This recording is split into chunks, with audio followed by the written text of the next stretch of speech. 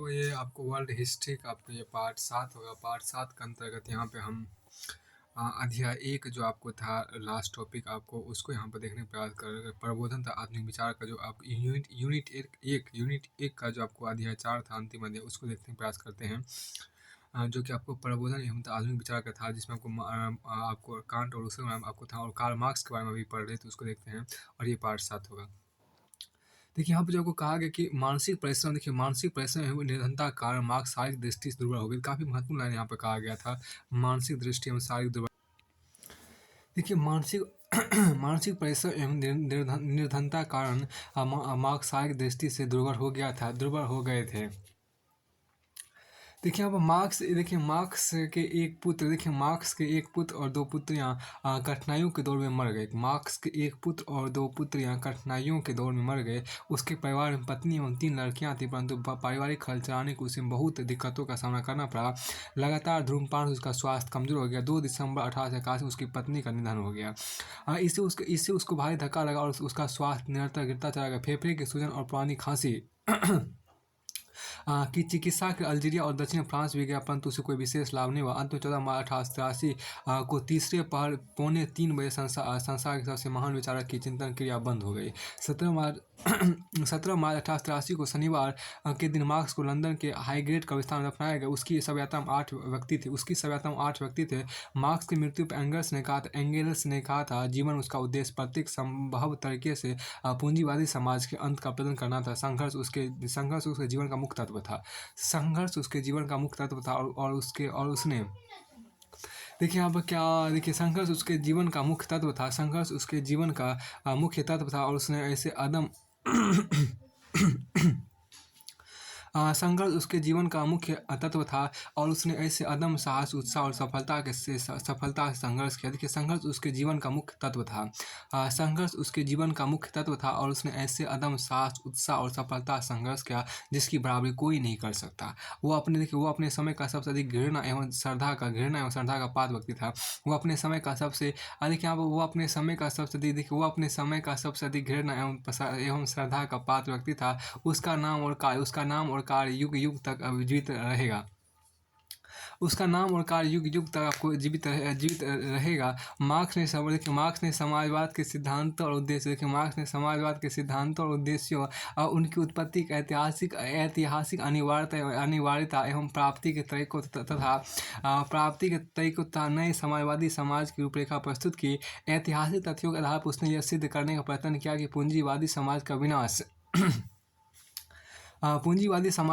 निकट भविष्य में समाजवादी क्रांति की सफलता अवश्यभावी है। उसके अनुसार इतिहास का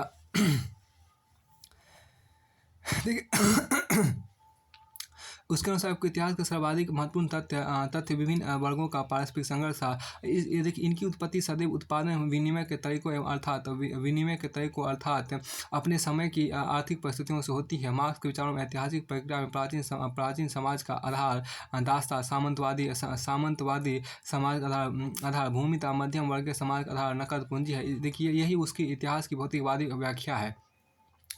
हैरी डब्ल्यू लैडलर ने ए हिस्ट्री ऑफ सोशलिस्ट थॉट में इतिहास की भौतिकवादी व्याख्या को सार रूप में व्यक्त करते हुए लिखा है कि इतिहास की भौतिकवादी अथवा वह आर्थिक व्याख्या का अर्थ है किसी काल विशेष में समाज के आर्थिक संबंध वे साधन जिनसे स्त्री पुरुष अथवा जीवन निर्वाह करते हैं। इतिहास की भौतिकवादी अथवा आर्थिक व्याख्या का अर्थ है कि किसी काल विशेष में समाज का आर्थिक संबंध वे साधन जिनसे स्त्री पुरुष अपना जीवन निर्वाह करते हैं तो अपनी आवश्यकताओं की पूर्ति के लिए आवश्यक वस्तुएं पैदा करता है, विनिमय वितरण करते हैं। समाज की प्रगति की रूपरेखा निर्धारित करने और राजनीतिक समाजता भौतिक नैतिक संबंधों को ढालने पर जबरदस्त प्रभाव डालते हैं। संक्षेप में मार्क्स ने बताया कि समाज का इतिहास आर्थिक कारणों से निर्धारित होता है। इतिहास केवल वर्ग संघर्ष का अभिलेख है। इतिहास के देखिए, इतिहास के वर्ग संघर्ष का अभिलेख, एक वर्ग उपस्थित होता है तो दूसरा नष्ट हो जाता है। इस प्रकार मार्क्स की समाजशास्त्र प्रणाली के दो आधार स्तंभ है, इतिहास का भौतिकवादी विचार और वर्ग संघर्ष है। इतिहास का भौतिकवादी विचार और वर्ग संघर्ष है। देखिए, कम्युनिस्ट घोषणा पत्र में बताया गया कि सारे संसार के मजदूरों का लक्ष्य पूंजीवाद को उखाड़ फेंकना और समाजवाद की स्थापना करना है।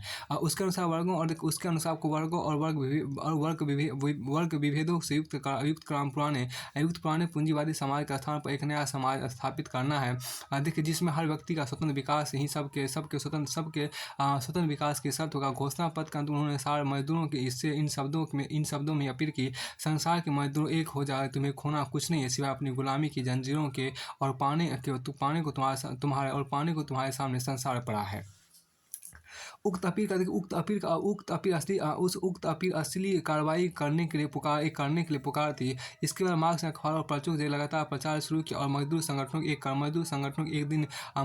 एक करने की दिन रात कोशिश करने लगा। अपनी मृत्यु पर एंगल्स ने उसे श्रद्धांजलि भेंट करते हुए कहा था कि जीवन उसका मिशन था हर ढंग से पूंजीवादी समाज को नष्ट करना। कृषक सैनिकों को स्वतंत्र कराने में उसने यत्न किया। संघर्ष करना उसके जीवन का साल था। वह लाखों क्रांतिकारियों था, साथ ही मजदूरों के मजदूरों के प्यार, सम्मान तथा आंसुओं को लेकर मरा। मार्क्स संघर्ष मार्क्स के जीवन का साल था। वह लाखों क्रांतिकारियों तथा साथ ही मजदूरों के प्यार, सम्मान और आंसुओं को लेकर मरा। मार्क्स ने समाजवाद के सिद्धांत और उद्देश्य उनकी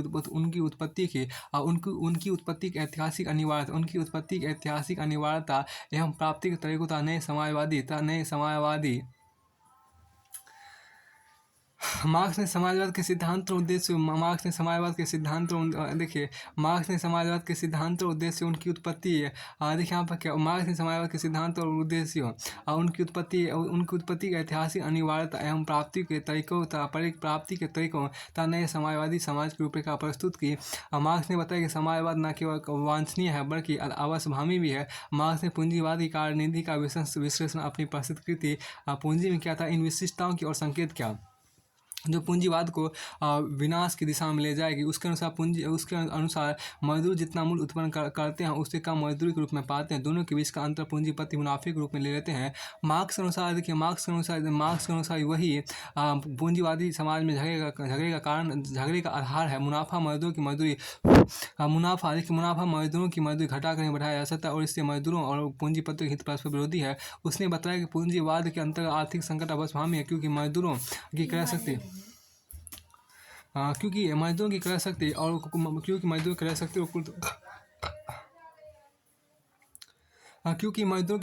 कुल उत्पादन शाम नहीं होता। इन संकटों का ध्यान रखिए। मार्क्स ने बताया कि समाजवाद न केवल वांछनीय है बल्कि अवश्यभावी भी है। मार्क्स ने पूंजीवाद की कार्यविधि का विश्लेषण अपनी प्रसिद्ध कृति पूंजी में किया। अपनी प्रसिद्ध कृति पूंजी में आपको किया। अब यहाँ आपको देखिए क्या था उन विशिष्टताओं के और संकेत क्या जो पूंजीवाद को विनाश की दिशा में ले जाएगी। उसके अनुसार देखिए आप उसके अनुसार मजदूर जितना मूल्य उत्पन्न करते हैं उनसे कम मजदूरी के रूप में पाते हैं। दोनों के बीच का अंतर पूंजीपति मुनाफे के रूप में ले लेते हैं। मार्क्स के अनुसार वही पूंजीवादी समाज में झगड़े का आधार है। मुनाफा मजदूरों की मजदूरी घटाकर ही बढ़ाया जा सकता है। मुनाफा मजदूरों की मजदूरी घटाकर ही बढ़ाया देखिए मुनाफा यहाँ पे क्या कि मुनाफा मजदूरों की मजदूरी घटाकर ही बढ़ाया जा सकता है और इसलिए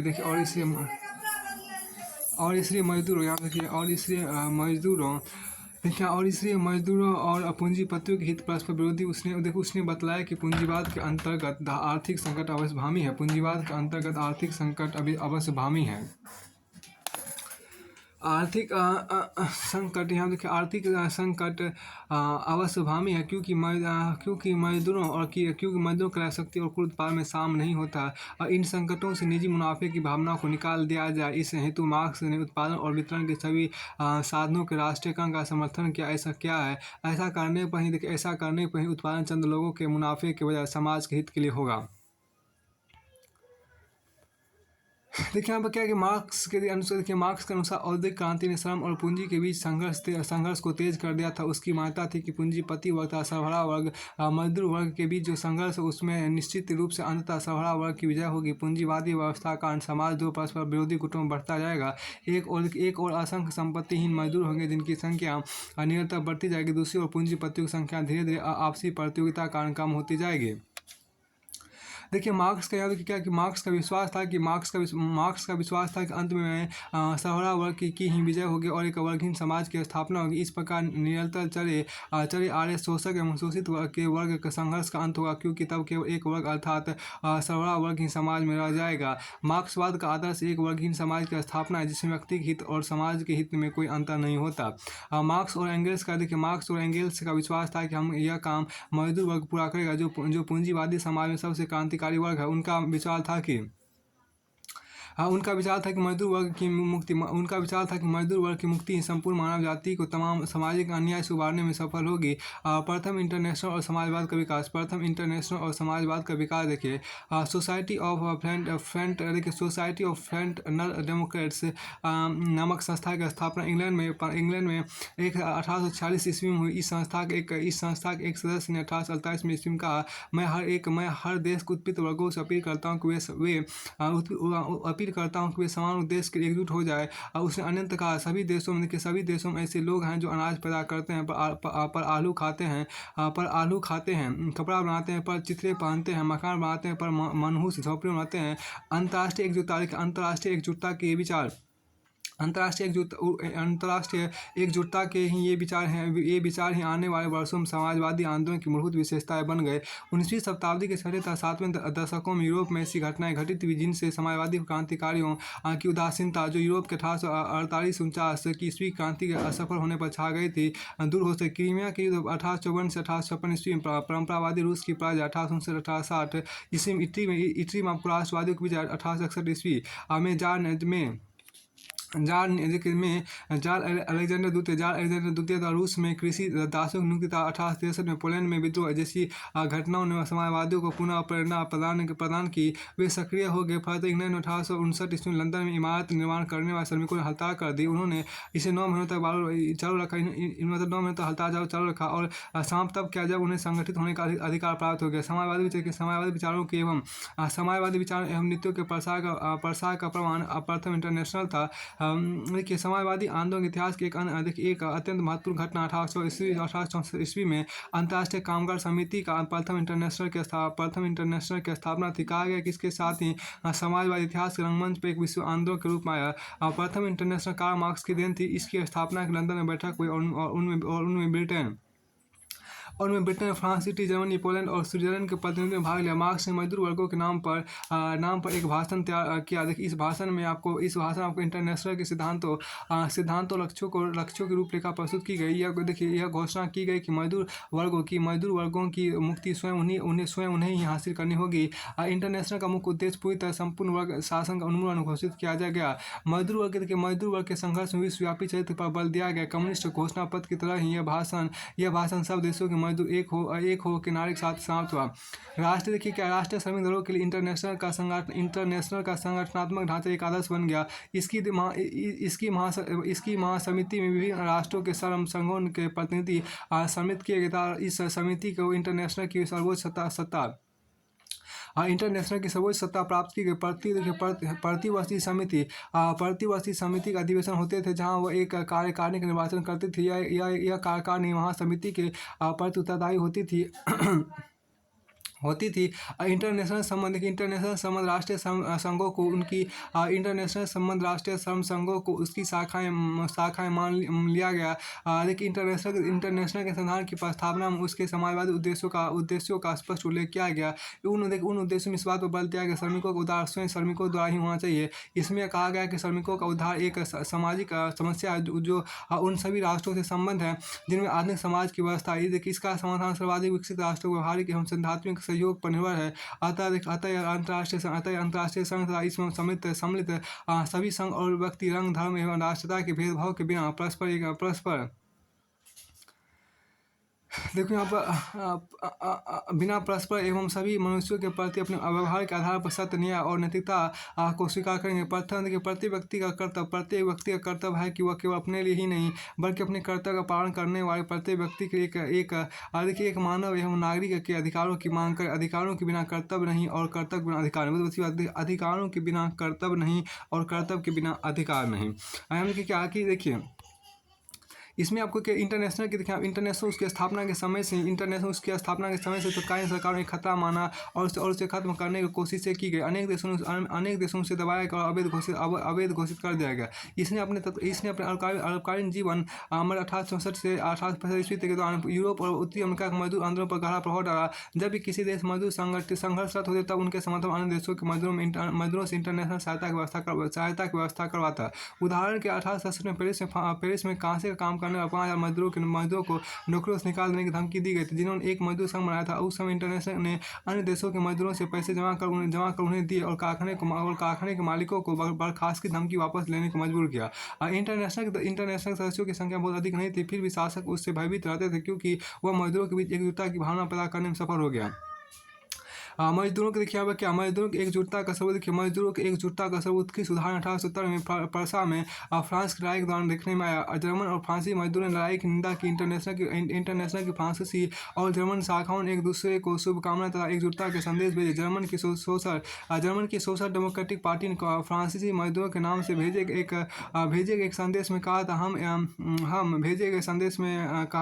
था हम कभी नहीं भूलेंगे कि सभी राष्ट्रों के निरंकुश शासक हमारे शत्रु है। फ्रांसीसी फौज की हार के बाद जर्मनी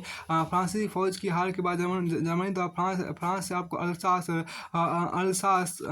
अल्सास लॉरेन प्राप्त करने के निर्णय का जर्मन मजदूरों ने विरोध किया और जर्मनी के विभिन्न शहरों में कई प्रदर्शन हुए। फ्रांस के मजदूरों के असफल आंदोलन के बाद इंटरनेशनल को नष्ट करने के यूरोप के लगभग हर देश में सुनियोजित प्रयास किए गए। इंटरनेशनल कम्युन पेरिस की नगर सभा के लिए समर्थन जुटाया और उसके विनाश के बाद पेरिस से आने वाले शरणार्थियों की सहायता में लग गया।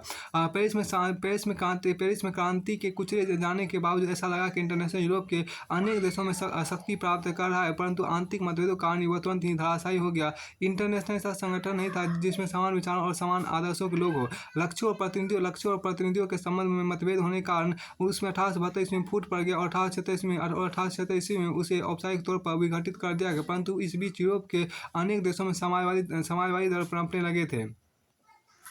इसमें आपको देखिए फ्रांस में समाजवाद की बात करते हैं। फ्रांस में 1848 ईस्वी में फरवरी से जून माह तक जो क्रांति हुई उस अवधि में सभी समाजवादी सूत्रों को कार्यान्वित किया गया। प्रारंभ में तो ऐसा प्रतीत हुआ कि मानो कोई भी कार्य असंभव नहीं है और सभी समाजवादी सूत्र सफल हो जाएंगे, लेकिन शीघ्र ही योजनाओं की अल्पकालीन सफलता का दौर समाप्त हो गया तथा समाजवादियों की निंदा की जाने लगी। जो भी हो इस क्रांति में सबसे पहले कार्य करने के अधिकार के सूत्र का प्रयोग किया गया। इस क्रांति का प्रमुख सूत्र यही था कि मुझे कार्य करने का अधिकार दो और मैं तुम्हें संपत्ति दूंगा। श्रमिकों के इस सूत्र को अमल में लाना अस्थायी सरकार ने प्रथम कर्तव्य समझा। फलतः 25 फरवरी 1848 को एक राजाज्ञा निकाली गई। इसमें कहा कि फ्रांस की अस्थायी गणतंत्र सरकार प्रत्येक नागरिकों को कार्य की गारंटी देती है। बेरोजगारों के लिए आपको राष्ट्रीय कारखाने खोले गए जिसमें निश्चित वेतन पर सभी को काम मिल सके। अप्रैल तक इनमें कार्य करने वालों की संख्या 99,400 तक पहुंच गई। अधिकांश लोग आपको 8 फ्रैंक प्रति सप्ताह बिना काम के पाते थे। ये बेकार बैठे हुए लोग अपनी कठिनाइयों के विषय में आपस में चर्चा करते थे। इन लोगों में समाजवादियों को अपने विचार फैलाने का अवसर मिल गया। इस प्रयोग को कार्यान्वित करने में शासन को 70 लाख फ्रैंक अतिरिक्त खर्च करना पड़ा और साधारण जनता को अतिरिक्त कर का भार वहन करना पड़ा। इससे मजदूरों को भी अस्थायी लाभ नहीं हुआ। अंत में जून 1848 में ये कार्यशालाएं बंद कर देनी पड़ी। सरकार के इस कार्य से मजदूरों में भयानक रोष फैल गया। मजदूरों ने सड़कों पर मोर्चाबंदी आरंभ कर दी और अस्त्र शस्त्र भी एकत्रित कर लिए। 23 जून से 26 जून तक पेरिस की गलियों में भयंकर संघर्ष होता रहा। सरकार ने विद्रोह को कुचलने में पूर्ण शक्ति लगा दी। लगभग 10,000 मजदूर मारे गए और इससे अधिक बंदी बना लिए गए। विद्रोह के पश्चात सभी समाजवादियों को संदेह की दृष्टि देखा जाने लगा। लुई ब्राउ को इंग्लैंड में शरण लेनी पड़ी। समाचार पत्रों पर प्रतिबंध लगा दिए गए और मजदूरों के काम के घंटे पुनः बढ़ा दिए गए। इस प्रकार प्रथम समाजवादी विस्फोट का अंत हुआ। देखिए यहाँ बस इतिहास देखिए, समाजवाद के इतिहास में 1871 ईस्वी घटना, पेरिस के मजदूरों द्वारा विद्रोह का सत्ता पर कब्जा करना, विद्रोह कर सत्ता पर कब्जा करना अत्यंत महत्वपूर्ण थी। लड़ाई प्रारंभ होने के देखिए, लड़ाई प्रारंभ होने के कुछ सप्ताह में फ्रांसीसी फौज की हार हो गई और फ्रांस के सम्राट नेपोलियन तृतीय को कैद कर लिया गया। एक नई सरकार सत्तारूढ़ हो गई और उसने फ्रांस में गणतंत्र घोषित कर दिया। नई सरकार ने जर्मनी के चांसलर बिस्मार्क की शर्तों को मान लिया, किंतु पेरिस के मजदूरों ने सरकार द्वारा समर्पण को विश्वासघात माना।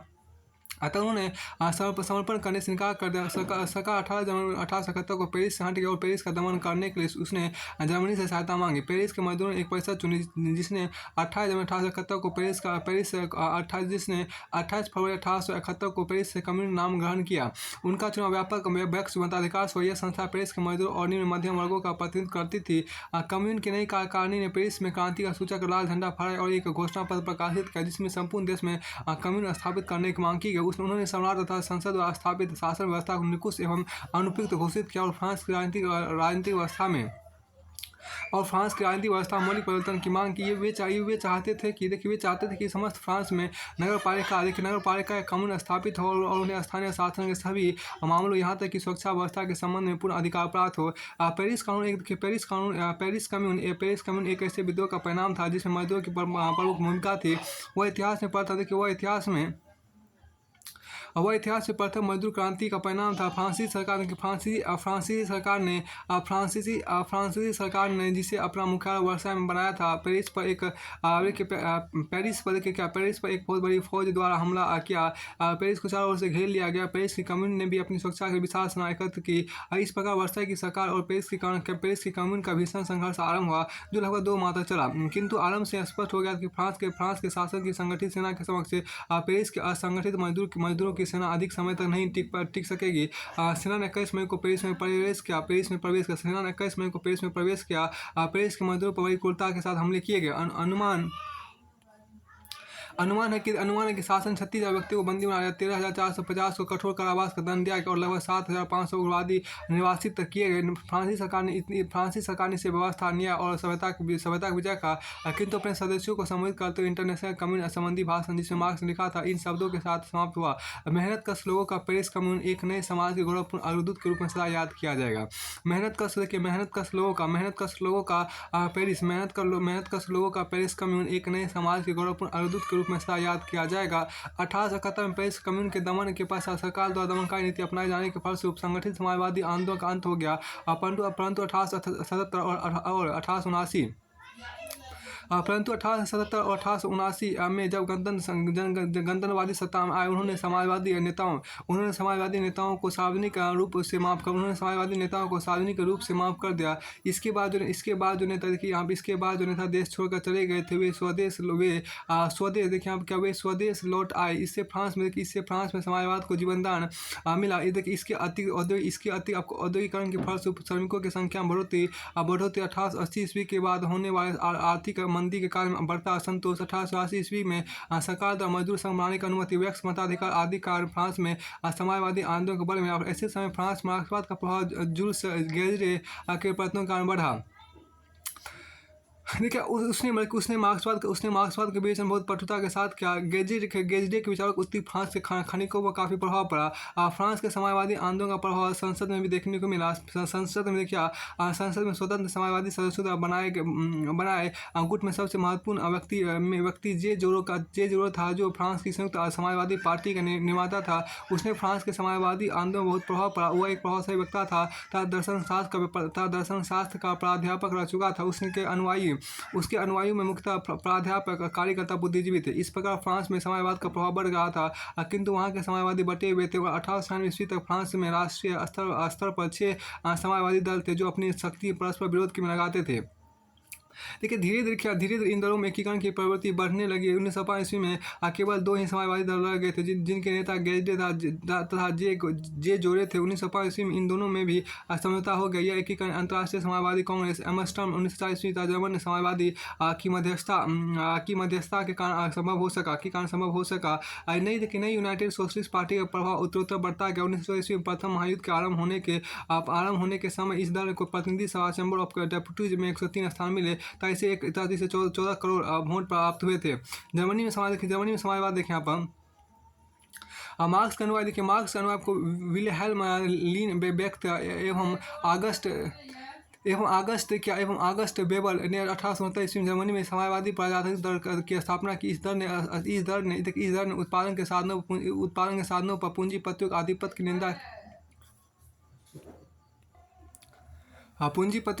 की निंदा की तथा उन साधनों पर राज का आधिपत्य की दलील दी। इस दल ने व्यक्ति मताधिकार, गुप्त मतदान प्रणाली, प्रेस एवं भाषण स्वतंत्रता तथा राजनीतिक अधिकारों की मांग प्रस्तुत की। जैसे जर्मनी का चांसलर बिस्मार्क प्रारंभ से ही साम्यवादियों का विरोधी था, क्योंकि समाजवादी लोग प्रजातंत्र के समर्थक एवं सैनिकवाद के विरोधी थे।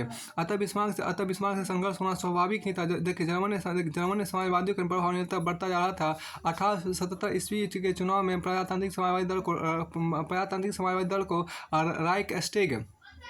राइकस्टेग में 12वां स्थान मिल गया। अतः बिस्मार्क ने समाजवादियों की सभाओं को नष्ट करने के उन्हें समाज एवं राज का शत्रु घोषित किया। समाजवादियों की सभाओं एवं उनके प्रकाशन पूर्वक लगा दी गई। बिस्मार्क ने समाजवादियों के प्रभाव को समाप्त करने की दमनकारी नीति अपनाई, किंतु समाजवाद का प्रभाव कम न हो सका।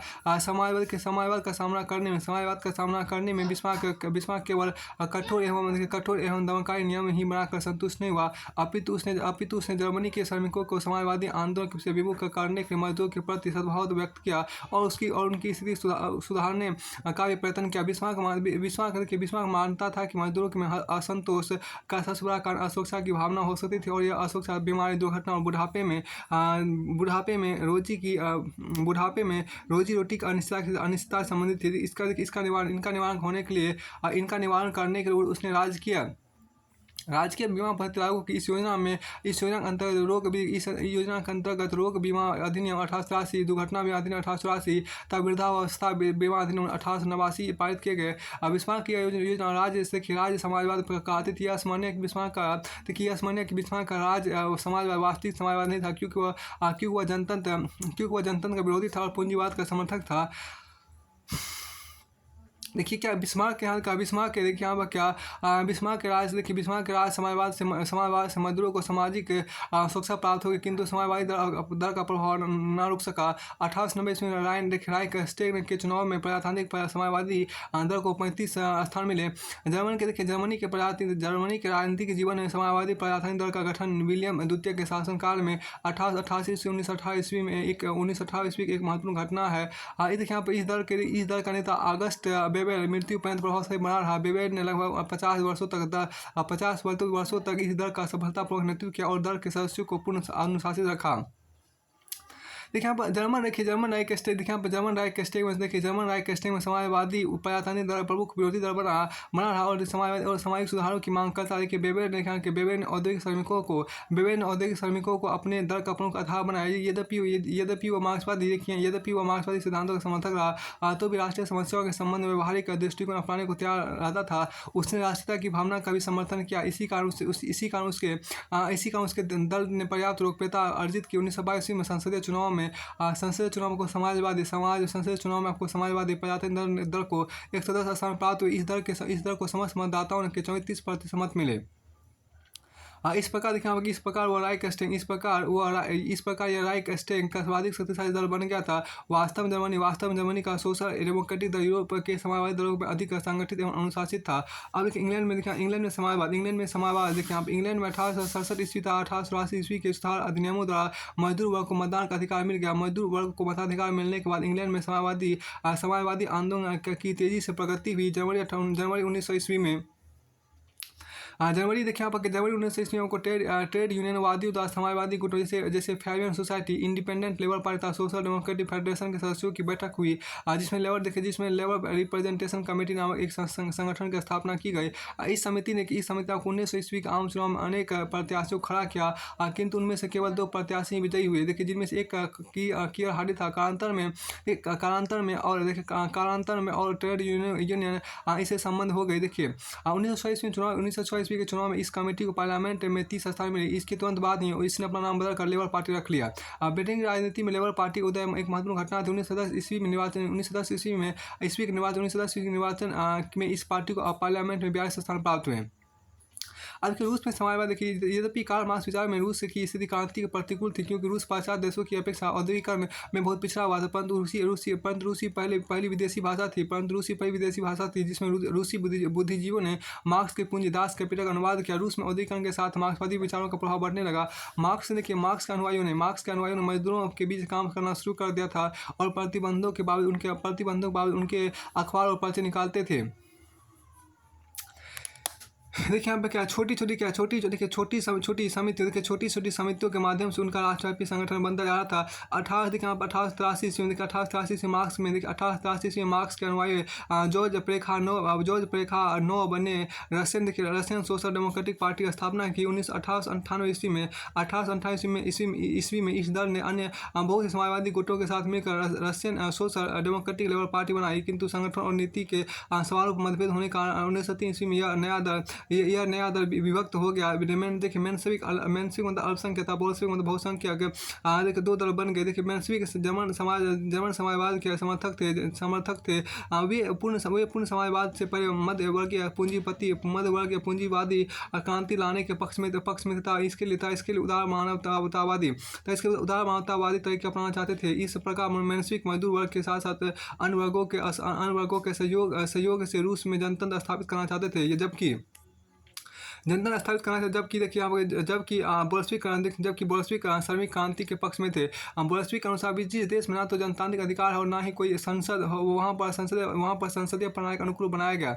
देखिए ना ही कोई संसद, वहाँ पर संसदीय प्रणाली अनुकूल बनाया गया दल कोई भी परिवर्तन नहीं ला सकेगा। यह गुट एक ऐसा दल बनाने के पक्ष में था जिसके सदस्य अनुशासित है और क्रांति के काम करे। भविष्य में बोल्शेविक प्रभावशाली होते चलेगा और बोल्शेविकों का नेता व्लादिमीर इलिच उलियानोव था, जो लेनिन के नाम से प्रसिद्ध हुआ। लेनिन ने समाजवादी आंदोलन का मार्क्स और एंगल्स के बाद सबसे महत्वपूर्ण विचारक माना जाता है। उसने क्रांति लाने के एक उपकरण के रूप में बोल्शेविक पार्टी को संगठित करने के काम में स्वयं को लगा दिया। प्लेखानोव और लेनिन सहित रूसी समाजवादियों ने द्वितीय इंटरनेशनल में एक महत्वपूर्ण भूमिका अदा की। देखिए यहाँ पर द्वितीय इंटरनेशनल की बात देखिए यहाँ पर क्या द्वितीय इंटरनेशनल देखिए यह स्पष्ट है। द्वितीय इंटरनेशनल की स्थापना के पूर्व लगभग प्रत्येक देश में समाजवादी दल बन गए थे। उनमें कुछ काफ़ी मजबूत थे और उनकी सदस्य संख्या लाखों में थी। वे राष्ट्रीय चुनाव में भाग लेते थे और संसद उनका अच्छा खासा प्रतिनिधित्व हो गया था। 19वीं शताब्दी के अंतिम दशक के दौरान जापान में भी समाजवादी आंदोलन जगह पकड़ने लगा था। विभिन्न देशों के समाजवादी दलों को एक अंतर्राष्ट्रीय संगठन के तहत सूत्रबद्ध करने के 1789 ईस्वी की फ्रांसीसी क्रांति की शतवार्षिकी के दिन 14 जुलाई 1889 को पेरिस में एक सम्मेलन हुआ, जिसमें 20 देशों के 400 प्रतिनिधियों ने भाग लिया। इस सम्मेलन के परिणामस्वरूप द्वितीय इंटरनेशनल की स्थापना हुई। द्वितीय इंटरनेशनल की स्थापना के साथ समाजवाद के इतिहास में नया चरण आरंभ हुआ। देखिए द्वितीय इंटरनेशनल की स्थापना मार्क्सवादी समाजवाद के तेजी से फैलने का घोतक था। द्वितीय इंटरनेशनल की स्थापना मार्क्सवादी समाजवाद के तेजी से फैलने का घोतक था। द्वितीय इंटरनेशनल सम्मेलन में निर्णय लिया गया कि हर साल 1 मई का दिन मजदूर वर्ग की एकजुटता के दिवस के रूप में मनाया गया। यह तय हुआ कि उस दिन एक महान अंतर्राष्ट्रीय प्रदर्शन इस तरह से किया जाए कि सभी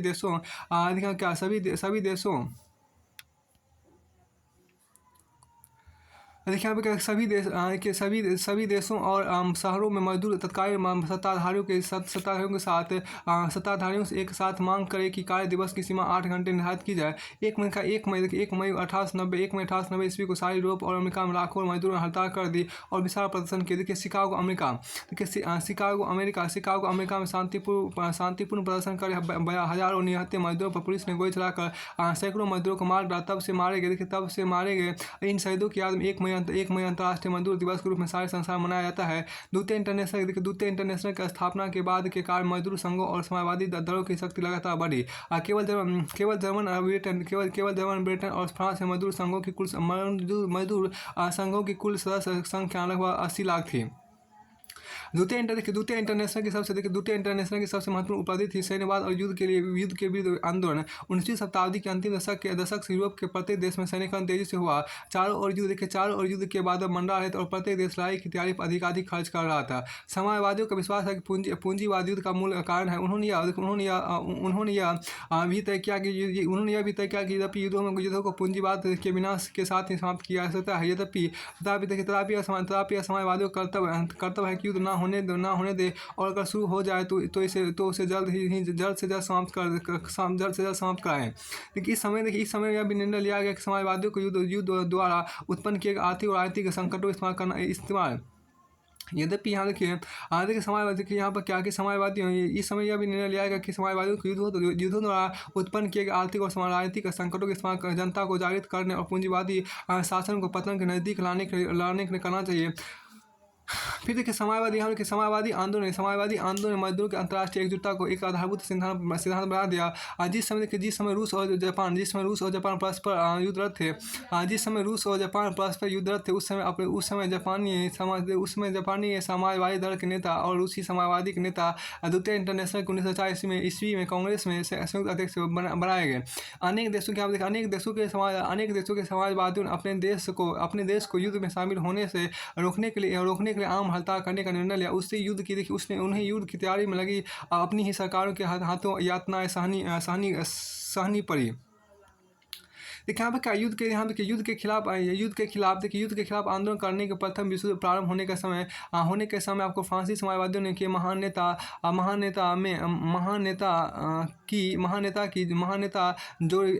जोरे की हत्या कर दी। द्वितीय इंटरनेशनल ने उपनिवेशवाद की भर्त्सना की और समाजवादी दलों को उपनिवेशों की लूट और गुलामी का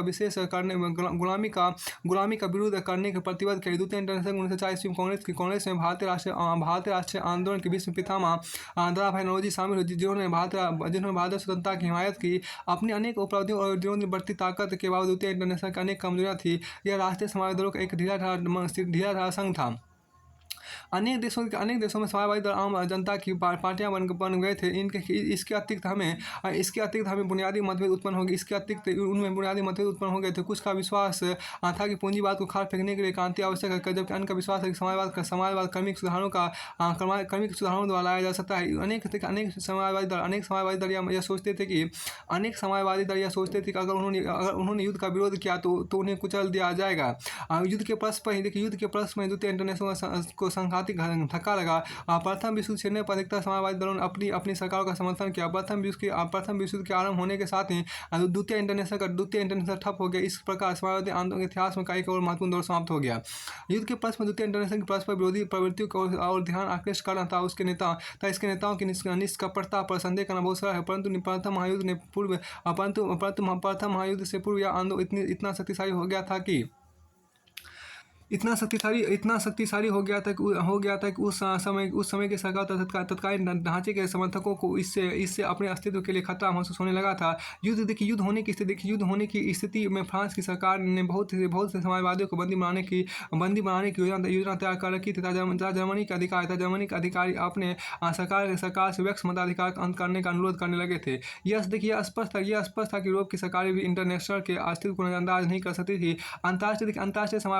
अंतर्राष्ट्रीय समाजवादी आंदोलन श्रमिकों में विश्वास एवं आशा का संचार हुआ। यह विश्वास के इतिहास उनकी तरफ है था। यह आशा की भविष्य में कैसे संसार का निर्माण होना है जिसमें एक वर्ग दूसरे वर्ग को शोषण नहीं कर सकेगा। देखिए यहाँ से आपको पहले अध्याय का जो चीज़ें था वो फिनिश होता है। अब इस अध्याय के बाद जो देखिए महत्वपूर्ण एक आपको संदर्भ उसको देखते हैं। देखिए यहाँ पे दास कैपिटल के प्रथम खंड का सर्वप्रथम प्रकाशन 1800 ईस्वी में हुआ। देखिए उसकी मृत्यु मतलब कार्ल मार्क्स की मृत्यु के पश्चात 1885 ईस्वी में 1895 में क्रमशः इस ग्रंथ के 2 खंड मार्क्स द्वारा छोड़ी गई पांडुलिपियों के आधार पर एंगल्स ने प्रकाशित किए। यह विशाल ग्रंथ समकालीन आर्थिक व्यवस्था की तीखी आलोचना से भरपूर था, जो दुनिया भर के समाजवादियों की बाइबिल बन गए। बाइबिल के तरह इसके भी कई समीक्षक और व्याख्याकार हुए और जो कट्टर समर्थक और घोर विरोधी थे, दोनों तरह के। ये देखिए यह ग्रंथ आपको असीम प्रशंसा का विषय है और कठोर घातक रचना का भी। पिछले वर्षों पिछले वर्षों इसमें कई महत्वपूर्ण कथ्य विद्वानों द्वारा नकार दिए गए। उन्होंने उन्हें मिथ्या धारणा, गलत तर्क तथा अधूरे या आंशिक अन्वेषण आधारित माना। ये देखिए अपने आप में बहुत पंचायत रूप से विवादास्पद आचरण रही है। उसने कई यादगार तथा कटुतापूर्ण भाषा छेड़ी है जिनके अब तक थमने के लक्षण दिखाई नहीं देते। पूर्ववर्ती राजनीतिक अर्थशास्त्र। पूर्ववर्ती राजनीतिक देखिए यहाँ पर क्या पूर्ववर्ती राजनीतिक अर्थशास्त्र का दिवालियापन साबित करने के दावे के साथ यह ग्रंथ भी साबित करने के साथ यह ग्रंथ यह भी दावा करता है कि उसके द्वारा स्थापित नया राजनीतिक अर्थशास्त्र सही मायनों में वैज्ञानिक है। लोकप्रिय प्रचार साहित्य के रूप में उसकी सफलता बेजोड़ है। चाहे अर्थशास्त्र में इतिहास के क्षेत्र में सत्य के प्रकटीकरण में उसे पूर्ण सफलता ना मिली हो। फिर आपको आगे हम देखिए क्या इसका स्मरणीय तंत्र। देखिए आपको इसका स्मरणीय तंत्र जिसको हम पुनर्जागरण बोलते हैं। पुनर्जागरण शब्दावली। देखिए पुनर्जागरण शब्दावली पाश्चात्य सभ्यता के इतिहास में एक नए युग के सूत्रपात का संकेत है। पुनर्जागरण शब्दावली पाश्चात्य सभ्यता के इतिहास में एक नए युग के सूत्रपात का संकेत है। देखिए पुनर्जागरण यूरोपीय इतिहास का एक विशिष्ट आंदोलन था जिसका आरंभ 14वीं शताब्दी के मध्य में इटली में हुआ था और 16वीं शताब्दी तक समस्त उत्तरी यूरोप में इसका प्रसार हो चुका था। देखिए यहाँ पर क्या कि पुनर्जागरण एक ऐसा बौद्धिक एवं सांस्कृतिक आंदोलन था जिसमें प्राचीन यूनान एवं रोम की प्रेरणा के आधार पर नए यूरोप का निर्माण हो रहा था तथा आलोचनात्मक एवं अन्वेषणात्मक प्रवृत्तियां जन्म ले रही थी। परिणामस्वरूप आपको मनुष्य मध्यकालीन बंधनों से मुक्त होकर स्वतंत्र चिंतन की ओर अग्रसर हुआ था। मानव जीवन के विभिन्न पहलुओं का उन्नयन आरंभ हुआ जो उस युग की कला, साहित्य, दर्शन एवं विज्ञान जैसे क्षेत्रों में परिलक्षित हुआ। देखिए रूढ़िवादी परंपराओं से मुक्त चिंतन दृष्टिकोण को बढ़ावा, मानववाद को महत्वता, सहज सौंदर्य की उपासना पुनर्जागरण की प्रमुख विशेषताएं मानी जाती है। फिर आपको दूसरा प्रबोधन में देखिए आपको प्रबोधन विचारधारा 17वीं शताब्दी देन है। तर्क पर्यवेक्षण प्रयोग, धर्म निरपेक्षवाद, बुद्धिवाद, प्रकृतिवाद आदि नूतन विचारधाराओं का सामूहिक प्रबोधन इनलाइटमेंट है।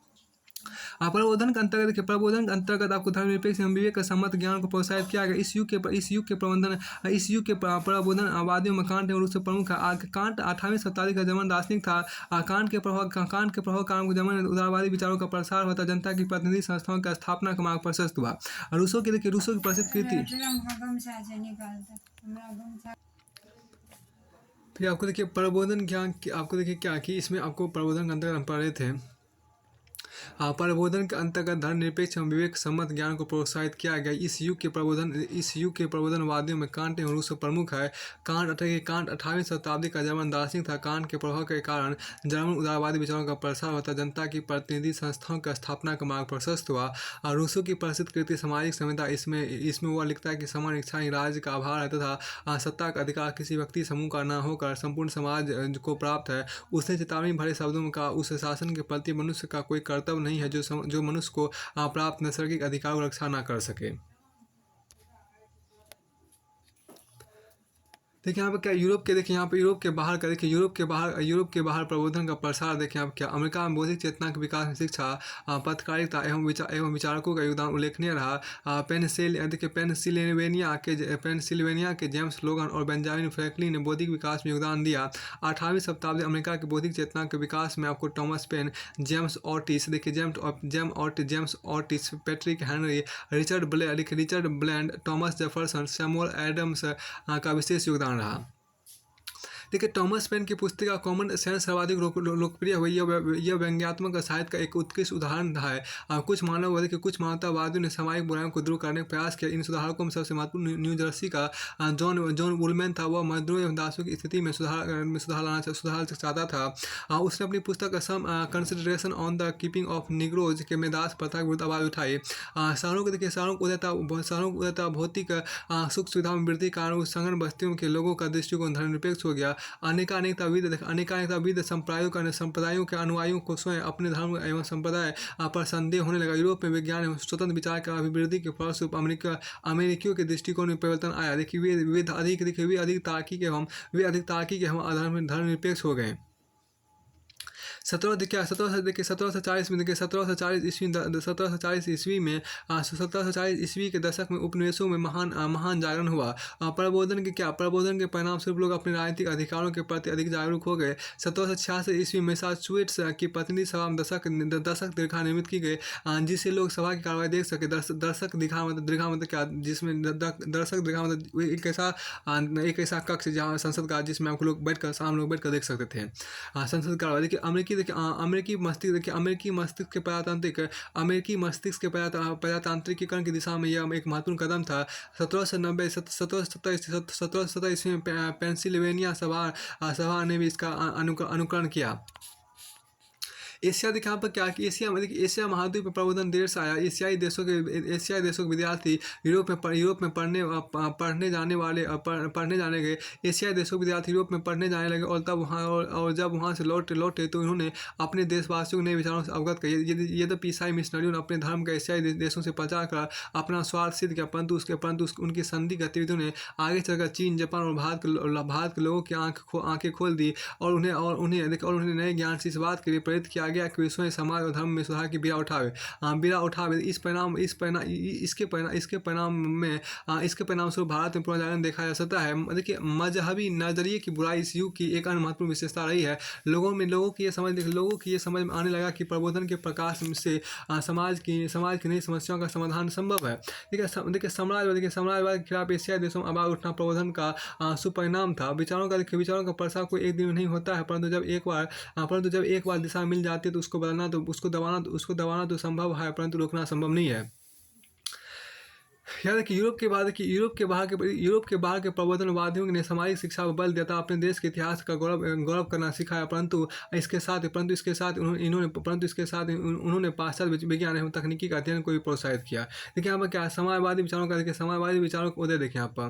देखिए समाजवाद देखिए हम क्या समाजवाद पूंजीपति मध्यम वर्ग और श्रमिक वर्ग पर आरोपित विभिन्न प्रतिबंधों का उत्तर था। फ्रेंच विचारक बेफ्यूफ 18वीं शताब्दी जिसको समाजवाद का जनक समझा जाता है ने संपत्ति का राष्ट्रीयकरण, सामाजिक समानता एवं संपत्ति अधिकार के उन्मूलन का प्रबल समर्थन किया। समाजवाद को परिभाषित करना कठिन है, फिर भी तीन सिद्धांतों पर सभी समाजवादी एक मत है। समाजवाद आधुनिक उद्योग प्रधान पूंजीवाद का आलोचना है। देखिए समाजवाद मजदूर की आवाज है एवं समाजवाद पूंजी का न्यायपूर्ण वितरण चाहता है। समाजवाद मुख्यतः दो समस्याओं पर आधारित है। अधिक उत्पादन के साधनों का सामाजिकरण किस प्रकार होता था। निजी स्वामित्व का स्थान पर सामूहिक स्वामित्व का स्थापना का क्या उपाय हो। पारंपरिक समाजवादियों के पश्चात कार्ल मार्क्स ने समाजवाद को वैज्ञानिक एवं सुसंगत दार्शनिक आधार प्रदान किया। उसने समाजवाद को एक समाजी दर्शन और सामाजिक परिवर्तन के लिए कार्यक्रम दिया। कार्ल मार्क्स ने अपने मित्र फ्रेडरिक एंगेल्स के सक्रिय सहयोग से कार्ल मार्क्स पर लिखित सामवादी घोषणा पत्र में श्रमिकों से परस्पर एकजुट होने अपनी जंजीरों को तोड़ फेंकने का आवेगपूर्ण आग्रह था। मार्क्स की कृति दास कैपिटल अतिरिक्त मूल्य का सिद्धांत इतिहास की भौतिकवादी व्याख्या जैसी मूलभूत अवधारणाओं को लेकर एक अमर कृति के रूप में सामने आई। देखिए यहाँ से जो आपको अध्याय पूरी तरह से फिनिश होता है। अब अध्याय 2 जो आपको देख रहे हैं आपको वो हम अगले वीडियो में देखेंगे।